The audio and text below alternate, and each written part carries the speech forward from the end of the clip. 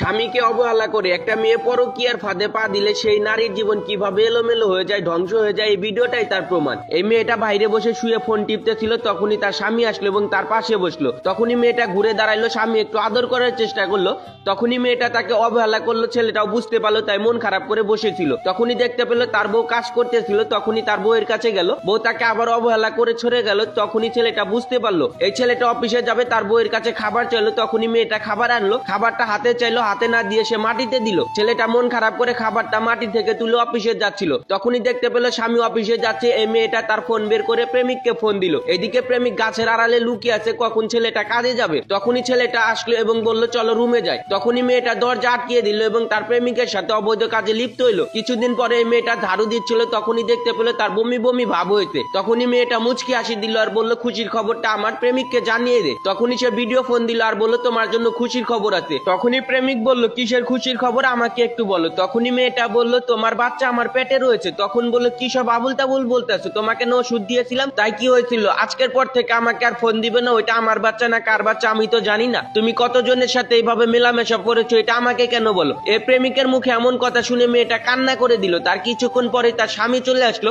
দেখতে পেলে তার বউ ঘুমিয়ে আছে। এইদিকে মেয়েটা টেনশনে ঘুমিয়ে আছে। তখনই ছেলেটা তার পাশে বসলো আর তার বউয়ের শরীরে হাত দিল, দেখতে পেলো তার বউয়ের জ্বর এসেছে। তখনই মেয়েটার ঘুম ভাঙলো এবং কল্পনা দেখলো একটা সময় আমার স্বামী পাশে বসেছিল, আমি তাকে অবহেলা করেছিলাম। এমন দৃশ্য দেখে মেয়েটা কান্না করতেছে আর তার স্বামীকে জড়িয়ে ধরেছে। আর মেয়েটা টেনশন করতেছে এইসব ঘটনা কি আমি আমার স্বামীকে বলবো নাকি আত্মহত্যা করব? আসলে বন্ধুরা আপনারাই বলেন, এই মেয়েটার পরকীয়ার বিষয়টা এই স্বামীকে বলবে নাকি মেয়েটা আত্মহত্যা করে এই পৃথিবী ছেড়ে চলে যাবে? সত্যি বলতে আমাদের সমাজে এমনও কিছু মেয়ে আছে যারা স্বামী থাকা সত্ত্বেও পরকীয়ার ফাঁদে পা দেয় আর নিজের জীবনটাকে ধ্বংস করে দেয়। এই মেয়েটা তার স্বামীর সাথে ঠিক কাজ করেছে কিনা তা অবশ্যই বলে যাবেন। আর এই ভিডিওটা ভালো লাগলে অবশ্যই শেয়ার করে আমার পাশে থাকবেন।